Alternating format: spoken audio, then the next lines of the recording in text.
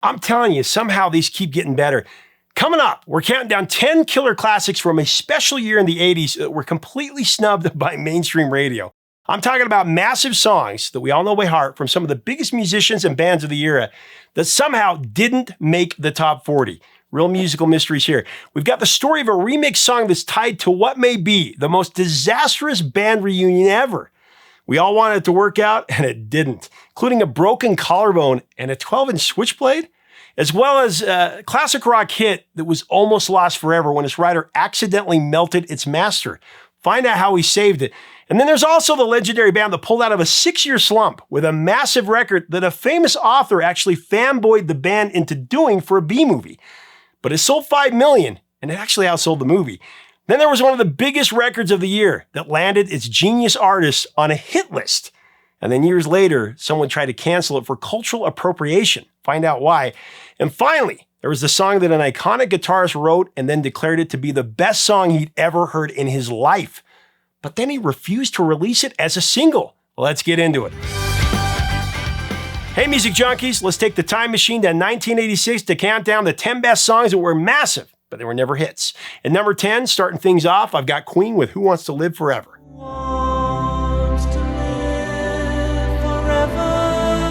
Back in 1986, Queen was riding high off their monster Live Aid performance the year before.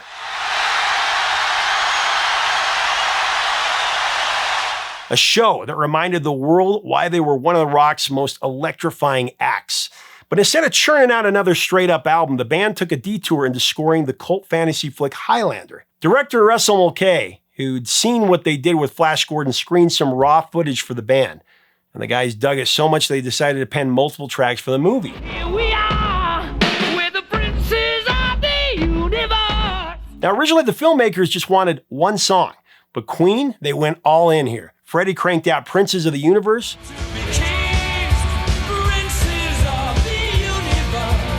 Roger delivered A Kind of Magic.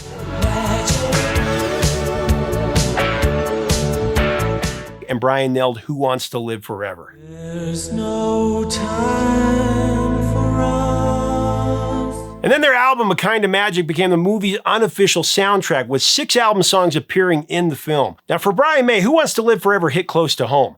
Watching the story of an immortal warrior losing his mortal wife to time cracked open an emotional floodgate.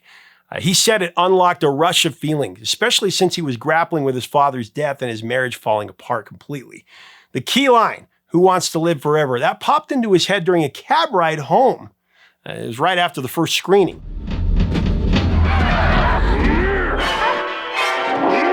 He scribbled it down on the spot, and the melody poured out almost fully formed, surprising even his manager sitting next to him in the cab. The song was meant to underscore that gut-wrenching scene where the hero cradles his dying love, turning cinematic heartbreak into something raw and real. What is this thing that builds our dream? Man, Who Wants to Live Forever? It's such a great song. It was released as a single on September 15, 1986. And while it became one of Queen's most beloved power ballads, and it peaked at number 24 in the UK, it actually completely failed to chart on the Billboard Hot 100 here in the States, and I don't know why.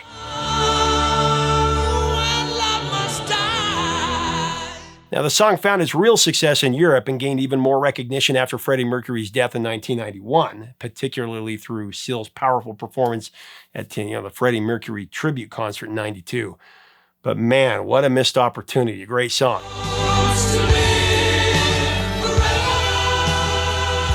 Coming in at number 9 from their album Third Stage, it's Boston with their comeback, Cool the Engines.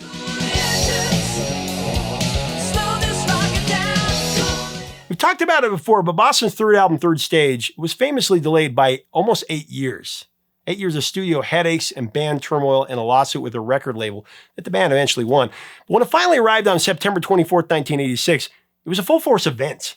The record went to number 1 on the Billboard 200 on its way to selling 4 million copies in the US. It also kicked out 3 top 20 singles on the Hot 100, starting with the number 1 smash Amanda.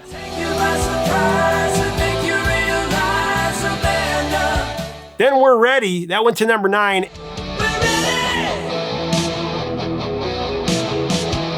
And Can't You Say You Believe in Me, Still in Love, that reached number 20. But the album had another song that didn't get any love in the Hot 100. Cool the Engines, a great track.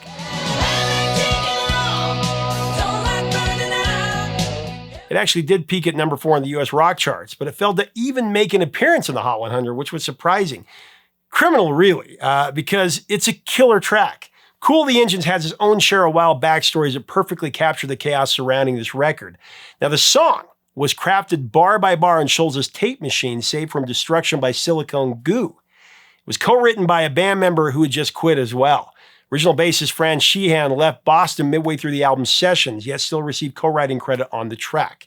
He and other ex-members later sued Schulz after departing the band, adding to the mountain of legal headaches that Tom was already dealing with. Now, speaking of legal troubles, Schulz spent much of the 80s fighting Epic Records in court over the delayed album.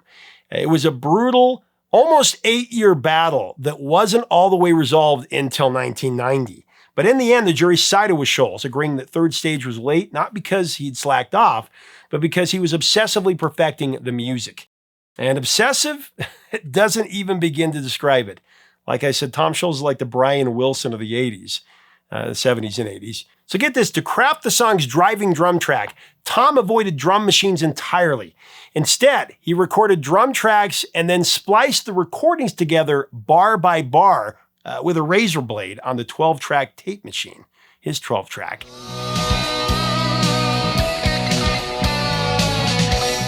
He was essentially building an analog drum machine that only seasoned tape splicers would dare attempt, because if you mess something up, it's gone.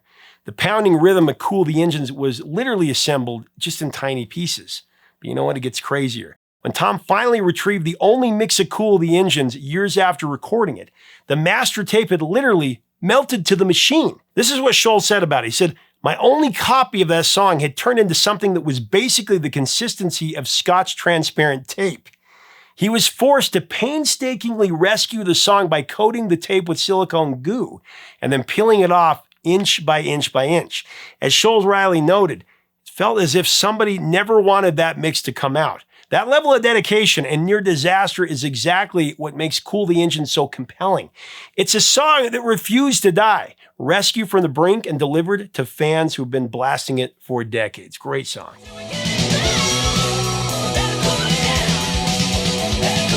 Heading into number 8 spot, it's one of the last hurrahs from Steve Perry with Journey. Why Can't This Night Go On Forever?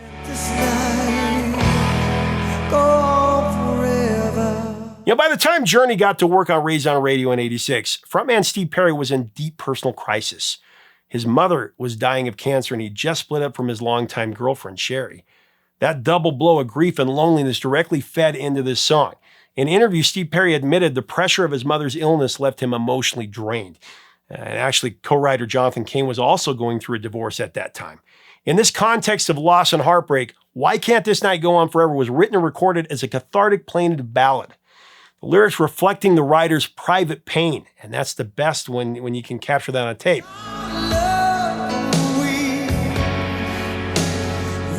But the personal turmoil was just the beginning. I mean, behind the scenes, Journey was literally falling apart. Perry took over production of Raised on Radio amid fierce infighting. And, founding bassist Ross Valerie and drummer Steve Smith were squeezed out of the band. This left Journey as a stripped-down trio of just Steve Perry, Jonathan Cain, and Neil Schon, backed by session musicians. The anger and tension from these studio battles, they gave Why Can't This Night a charged, bittersweet edge, though. Out of turmoil came what many consider the last classic Journey album, and this closing ballad channels all that strain and chaos.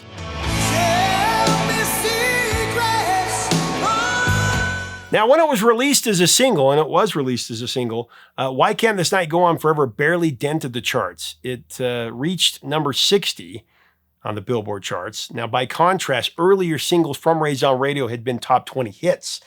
This lukewarm performance hinted at Journey's fading momentum at that time.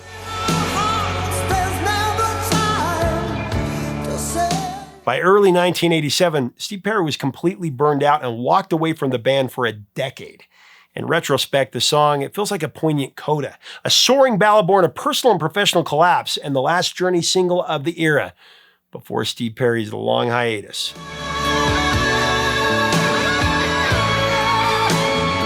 All right, so coming in at number 7, I've got The Police with their last single together as a band, Don't Stand So Close to Me, '86.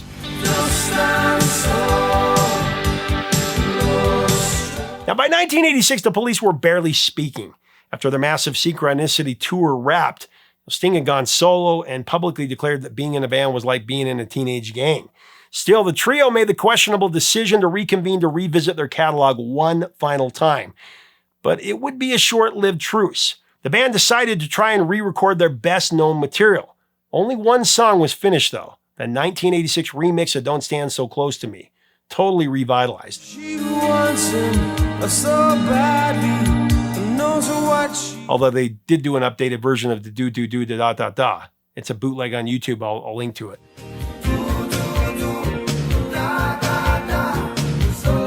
And the word is they were going to do that with a lot of these tracks.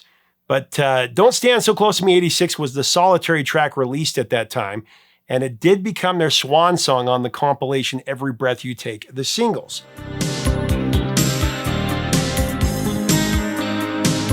The sessions themselves were nothing short of explosive. Now, reportedly, Sting and Stuart Copeland tried to kill each other in the studio. Before the mix was even finished, tensions had escalated to physical threats. Guitarist Andy Summers described the whole thing as tortuous. He recalled that the Police spent 3 weeks on just one track. Making matters worse, Copeland had broken his collarbone falling off a horse right before the session. In his 1993 liner notes, Summers admitted that Sting had no real intention of writing any new song for the Police. He wanted to keep those songs for his solo career. It was all just an empty exercise. We'd all hoped for something big, but it didn't work out. So get this, when the Endless remix was finally ready, Sting showed up with a rose, a hug, and a 12-inch switchblade. A darkly comic metaphor for the mix of affection and aggression that defined the final Police recording session.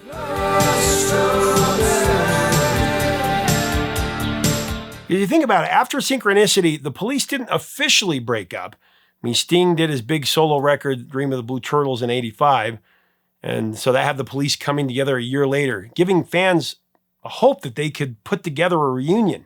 Instead, it was a complete disaster. Don't Stand So Close to Me 86, that was released on September 29th, 1986, and it actually didn't miss out on the top 40 by much. It went to number 46, but still, a Police single should have done better. There's a sizable gap between how the remix and the original charted for sure. The first version of Don't Stand So Close to Me was released as a single 6 years earlier. It went to number 10 on the Billboard Hot 100. And then it died off the second version. I actually like the second version a little bit better. What do you guys think?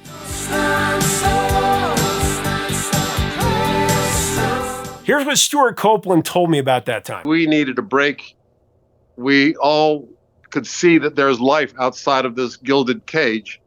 We wanted to partake thereof. I mean, the world was going by so fast in hyperdrive that if you reach out and try and hold on to anything, you'd lose an arm.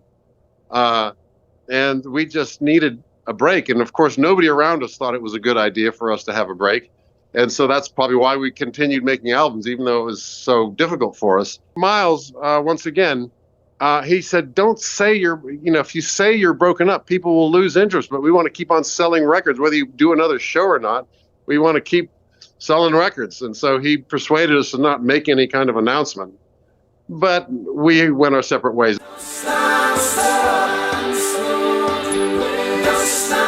Take a moment to mention our sponsor. You know, around the holidays, bands usually take a break from the road, unless you're doing a New Year's gig or a surprise set in a cornfield somewhere. Speaking of cornfields, have you ever tried hiring someone to work a haunted corn maze? Yeah, that's not an easy role to fill. Just like finding a great lead singer or a roadie who can lift a Marshall stack with one hand. But the good news is, you don't have to go solo in your search. Whether you're hiring for one of those seasonal gigs or really any role under the sun, the smartest way to find the perfect match is on ZipRecruiter. And right now you can try it for free at ziprecruiter.com/rock. Now here's why Zip works. ZipRecruiter's matching technology is lightning fast. It cuts through the noise and brings the top talent right to your stage. No time wasted, no money burned. You can instantly see how many local candidates are a fit for your job. And with ZipRecruiter's advanced resume database, you can even unlock contact info for top candidates right away. And that's VIP access to your next hire. Let ZipRecruiter find the right people for your roles, seasonal or otherwise. 4 out of 5 employers who post on ZipRecruiter get a quality candidate within the first day. And right now you can try it for free. It's ziprecruiter.com/rock. Again, that's ziprecruiter.com/rock. ZipRecruiter, the smartest way to hire. All right, coming in at number 6, We have a classic by one of the greatest rock bands ever, and they had a big slump. Coming off that slump, I've got AC/DC and Who Made Who.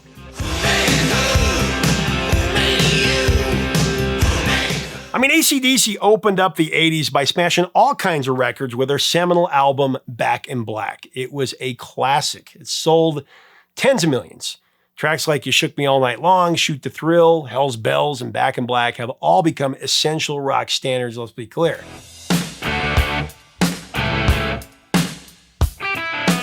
But after such a strong start to the decade, the band's next 3 studio albums went on a steady decline from there. 1981's For Those About to Rock, We Salute You. Then there was 1983's Flick of the Switch and 1985's Fly on the Wall. They all packed more filler than killer, let's be honest. They had their bright spots, I know, but these albums were a notch down from the glories of the band's 70s run and the massive Back in Black. So in 1985, AC/DC made a move to reverse that trend after receiving a surprise invitation from one of their biggest fans, horror author Stephen King. Stephen King, a devout AC/DC disciple, asked if he could include some of the band's old material in the soundtrack for his new movie, Maximum Overdrive. What the dickens is going on around here? But he also wanted them to write some new songs exclusively for this film. Seemed like a win-win situation. But the thing is, for years, AC/DC had consistently refused to repackage their old material. They don't have a greatest hits album, let's be clear. They view greatest hits compilations as shameless cash grabs and a slap in the face to their fans. But for some reason, the King offer, it just felt right. Maybe it was because it wasn't a straight up best of compilation, I don't know. Maybe it had something to do with King's flattering approach to them. But the project would be AC/DC's first attempt at writing music for a movie. The band came up with 3 tracks in all, 2 instrumentals called DT and Chase the Ace.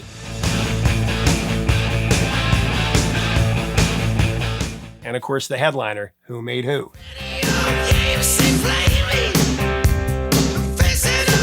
The song is a hard-stomping track punctuated by some Eddie Van Halen-style tapping. The subject matter is directly related to Maximum Overdrive. Who Made Who? It poses the question, who's really in charge? You know, humans or machines?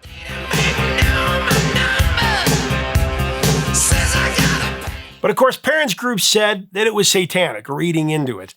The band was used to this. I mean, a few years earlier, the media and parents groups had attacked Highway to Hell about being satanic when it was really just about life on the road. And speaking to that, I love this. Angus Young said that the rigors of endless touring were hell. He quipped that waking up with your singer's stinky socks in your face was as close to being on a highway to hell as he could think of. So the critics called it satanic, but Highway to Hell was about dirty socks and the hell of being on the road. And of course, Who Made Who? It wasn't blasphemous. It wasn't a blasphemous question at all. It was about the movie, man versus machine. Anyway, as laughable as the movie was, it actually is a pretty provocative question. The song asks whether we're in control of our own lives or if we're slaves to technology, which we're going through right now. Now, Who Made Who? That was a shot in the arm for the band. Critics praise it as their most successful single in years. It reached number 23 on the US mainstream rock chart. It was their strongest single since For Those About to Rock climbed to number 4 on that chart in '82. However, it was completely MIA on the Billboard Hot 100. I mean, after a 6-year struggle since Back in Black, it was a horror B-movie that put the band back on top as the soundtrack album actually outsold the actual film. The film was a bomb.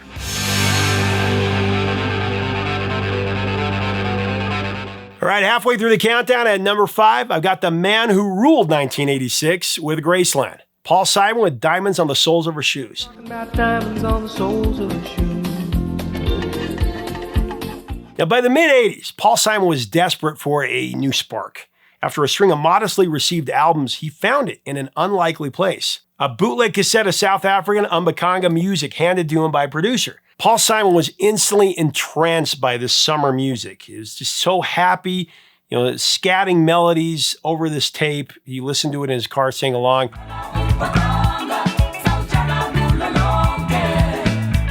With Warner Brothers treating him as a lost cause at this point, Paul Simon boldly flew to apartheid-era Johannesburg, and he booked 2 weeks of jam sessions at Ovation Studios. The result was Graceland, Paul's 16 million selling career resurrection, arguably the best album of that year, and it won the Grammy for Album of the Year. But Paul Simon's bold move collided with politics. There was a UN-sanctioned cultural boycott to protest apartheid, and an American superstar recording in South Africa that was explosive. Paul Simon insisted he was with the artist and didn't need anyone's permission. Veteran activists from Paul Weller and Billy Bragg to Ghana's UN ambassador publicly condemned him. But by 1987, the feud turned violent. Protesters bombed his tour promoter's office. I can't say it on here.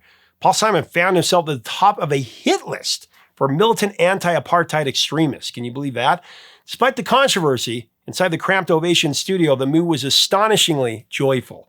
Simon jammed with South African masters like guitarist Ray Peary and bassist Pakithi Kumalo, humming melodies and lyrics on the spot to fit their intricate township rhythms.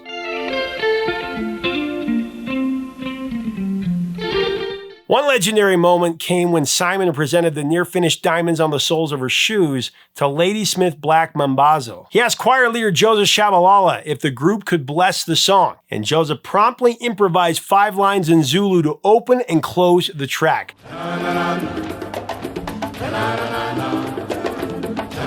The result is heard in the song's blissful Zulu harmonies. Far from a one-sided appropriation, the Africans felt the collaboration was equal. As guitarist Ray Peary would put it, we used Paul as much as Paul used us. There was no abuse. He came at the right time, and he was what we needed. Which ironically, decades later, a lot of critics would accuse Paul Simon of cultural appropriation with his music from Graceland.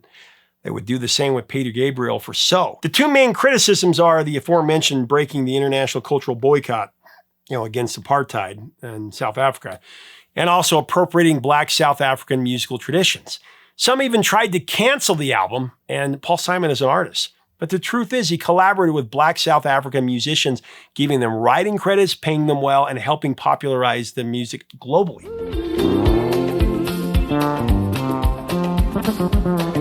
Diamonds on the Soles of Her Shoes was released as Graceland's 4th single.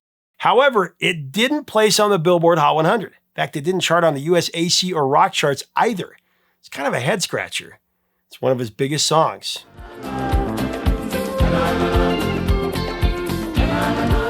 Well, we've come to number 4, and I've got Van Halen from 5150, Best of Both Worlds.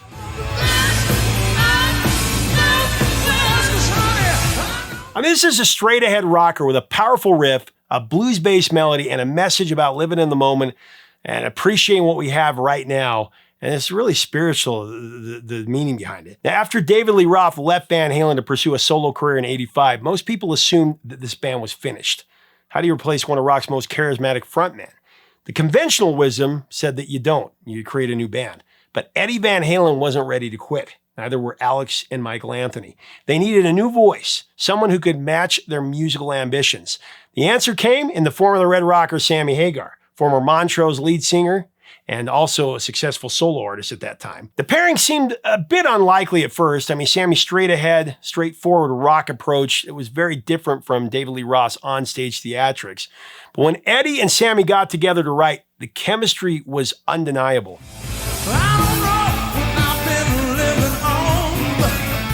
Their first album together, 5150, was released in March of '86, and it showed that Van Halen could thrive without David Lee Roth. The record actually shot to number 1 on the Billboard 200, and it sold over 6 million copies in the US alone. Best of Both Worlds perfectly captured this new era of Van Halen.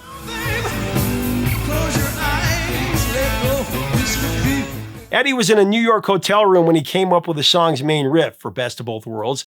He was so excited about what he'd written, he actually called Sammy up, and it was like 4 in the morning. And he played it for him over the phone. Sammy loved the track. He loved it immediately, but he had some trouble coming up with the lyrics for the song.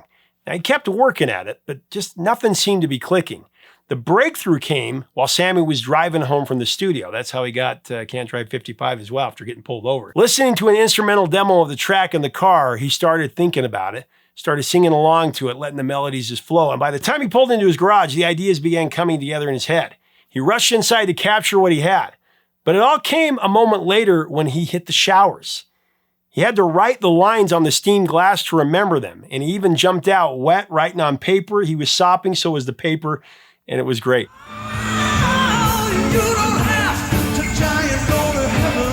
Best of Both Worlds was released as 5150's 4th single, and despite a number 12 showing on the mainstream rock charts, the song couldn't capture the lightning on the Billboard Hot 100. But it's a phenomenal song, maybe one of the best of the era.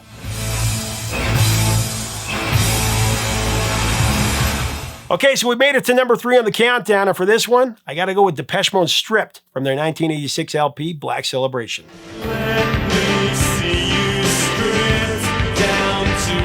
Depeche Mode had come a long way since their synth pop beginnings in 81.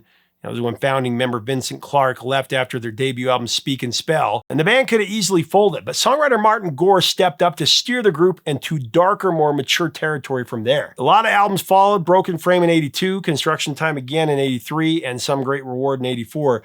By 1985, Depeche Mode was ready to push even further into uncharted waters. But the path to their 5th album, Black Celebration, it was anything but smooth. I mean, the time when Stripped was written was extremely turbulent for Depeche Mode. Producer Gareth Jones later said the mood of the album, the mood of the band at the time, exactly the same. They were grappling with deeper, darker issues during those sessions. In that pressured, claustrophobic environment, the band argued daily and smoked copious amounts of weed, apparently. Lead singer David Gahan admitted they were really in a state of turmoil by late 85. The result, Alan Wilder would say, was an album laced with underlying darkness. Yet he also felt the tension added a chemistry to this record.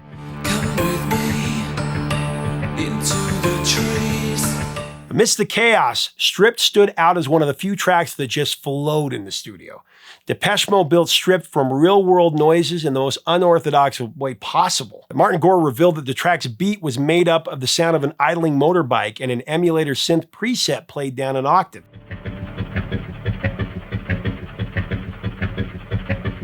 But the band didn't stop there. They recorded Dave Gahan's Porsche 911 ignition and a burst of fireworks in the studio parking lot to use as percussion.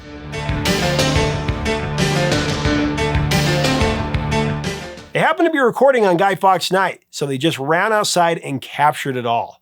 Wilder credited Gore's demo for using that motorbike sound, which they faithfully replicated in the studio.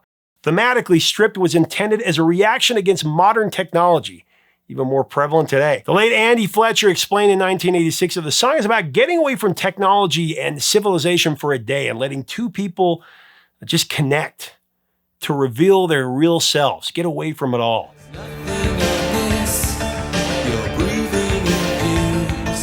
The official video underscores this point, showing the band literally demolishing a car and tearing apart a television as a symbolic act of stripping away modern distractions. It's a truly spiritual song with one of the best choruses of the 80s. Seriously, listen to this.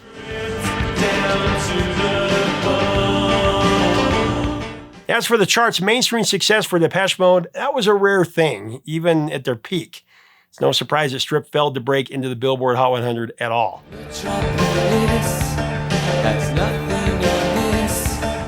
People Are People, that reached number 13 in 84.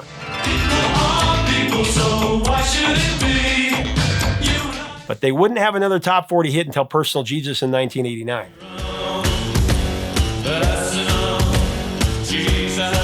Stripped did go to number 15 in the UK, but here in the States, it just wasn't a mainstream track.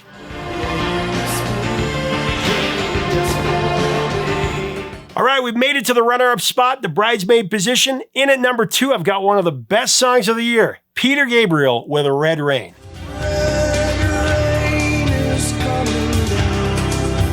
By the mid-'80s, Peter Gabriel had built a devoted cult following, but he hadn't crossed over into the mainstream just yet. When Peter entered the studio with producer Daniel Lanois in 1985 to work on his album So, that was all about to change big time. I mean, the album turned Gabriel from a cult hero to an MTV-era superstar. His face was plastered all over the network thanks to mega hits like Sledgehammer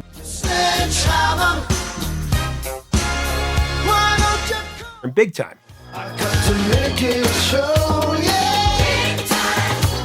In Your Eyes, that only reached number 26 on the Hot 100, but it grew into a larger-than-life teen anthem thanks to the classic boombox scene and Say Anything, so there was that. In your eyes, the light, the heat.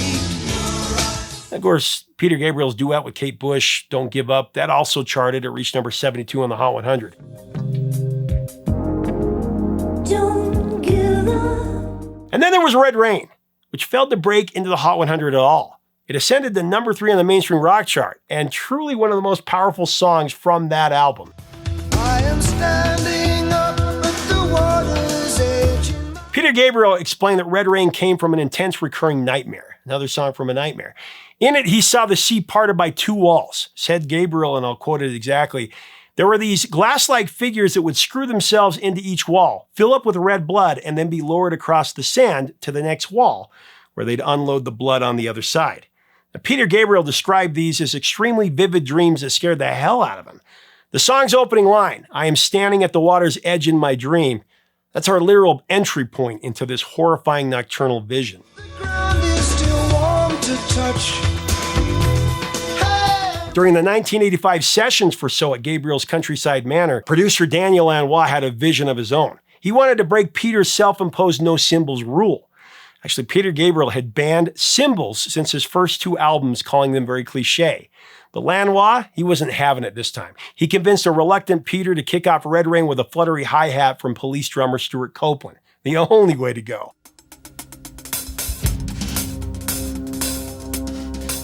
And man, it worked like a charm. That opening creates this immediate stormy tension that perfectly mirrors the song's apocalyptic vibes.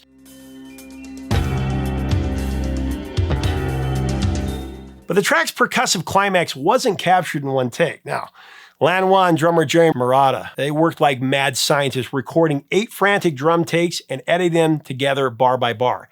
It was like building a Frankenstein monster.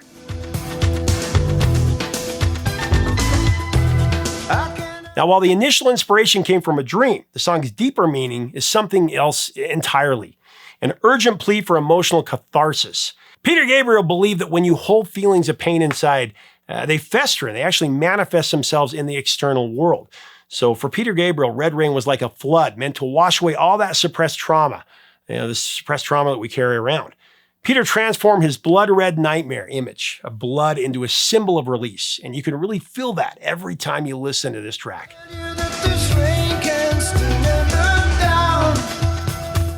Now, Peter Gabriel's So, like I said, is another album from that year that decades later was accused of cultural appropriation for its African roots and world music vibe. And even though some have tried to cancel it, it remains a fixture of pop music.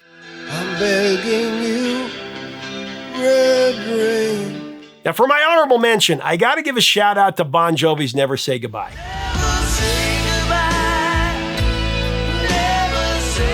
Bon Jovi's Slippery When Wet, this power ballad, became a de facto prom anthem despite never being used as a commercial single stateside.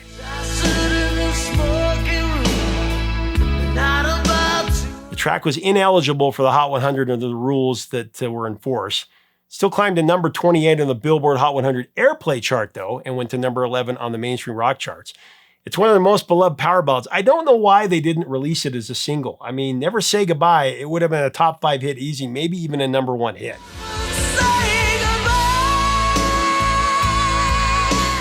All right, coming in at the number 1 position on this countdown, I'm going with one of my all-time favorite songs ever, and I know it's going to be a lot of yours. The Smiths, The Queen is Dead. There's a light that never goes out. Take me out tonight. The Queen is Dead was forged fast and under fire. In late 1985, the Smiths were holed up with engineer Stephen Street, working mostly at night while still playing shows and cutting singles. Guitarist Johnny Marr, he was running hot. He was writing, arranging, and overdubbing at a ferocious pace. And Morrissey arrived with barbed, funny, and angrier lyrics this time around, skewering the monarchy on the title track. And the music press elsewhere.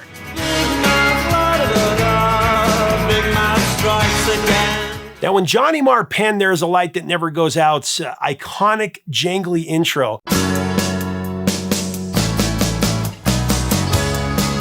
he actually lifted it from the Rolling Stones' 1964 cover of Marvin Gaye's Hitchhike. A lot of people don't know that.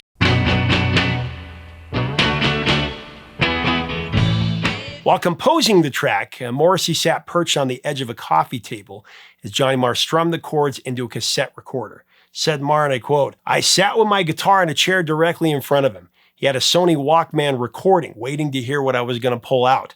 So I said, well, I've got this one. And I started playing these chords. He just looked at me while I was playing it. It was as if he dared not speak in case the spell was broken. Now, when the two were finished, Johnny Marr declared it not only the best song he'd ever written, but the best song he'd ever heard. Driving in your car, Yet amid a bitter standoff with Rough Trade Records that delayed the album's release by 9 months, Johnny Marr vetoed pushing There Is a Light as their comeback single. I mean, the best song he'd ever heard. And he didn't want it to be the lead single. Instead, he insisted the Smiths needed something explosive and searing, like Stone's Jumpin' Jack Flash. They needed this to reclaim the spotlight after hiatus. In truth, Marr envisioned There Is a Light as an untouchable album pinnacle, not a chart cash-in. Take me out tonight. This defiance turned the track into a cult hidden secret among diehard fans in 1986, fueling its mythic status as the band's uncompromised heart. I mean, it only exploded in popularity decades later, through digital streams and pop culture placements. Die by your side is such a heavenly way to die. I love them. It's like the secret nobody would share for years. Actually, Warner did release it as a single in 1992 to promote the Smiths' Best 2 compilation, but we never saw any sign of it on mainstream radio here in America. And if a double-decker ball. Along with How Soon Is Now, it's the one song by the Smiths that non-fans know and love. It's that perfect, hopeless romantic chorus. If a double-decker bus crashes into us, to die by your side, such a heavenly way to die. To die by your side is such a heavenly way to die. I mean, truly one of the greatest songs ever. And I just don't know why Marr didn't release it. It's an interesting thing. The best song he ever wrote, best song he ever heard. Let's not put it out. Well, the pleasure, the privilege is mine. Artists are interesting that way. Well, there you have it. The top 10 songs in 1986 that somehow didn't make the charts are every bit as good as the songs that did. Leave us a comment about your memories. What do you think about this? What are your top 10 that didn't make the charts? Let's have a great discussion about 1986, a truly great year in music. And what do you think about Graceland and So as cultural appropriation? I just think that's insane. But let's have a great discussion below. If you like our content, we invite you to subscribe. Till next time, 3 chords and the truth, my friends.